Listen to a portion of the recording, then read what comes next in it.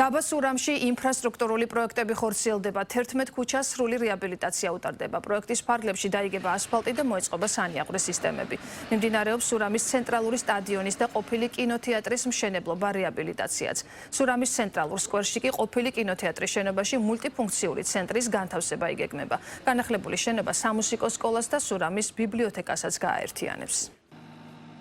დავათვალიერეთ დაბა სურამში შიდაგზების მოასფალტებისა და მობეტონების სამუშაოები დავათვალიერეთ რამოდენიმე გზა. დაახლოებით სექტემბრის თვეში დასრულდება აღნიშნული სამუშაოები და ჩვენ მოქალაქეებს შესაძლებლობა ექნებათ უკვე გამართული საგზავნო ინფრასტრუქტურით გადაადგილდნენ და დაუკავშირდნენ რაიონულ ცენტრს. სურამი არის საკურორტო ზონა, ერთ-ერთი მნიშვნელოვანი კურორტია საქართველოში. ყოველწლიურად ხორციელდება ინფრასტრუქტურული პროექტები, ვინაიდან ბევრი დამსვენებელი ჩამოდის და მათ უნდა იგრძნონ თავი კომფორტულად.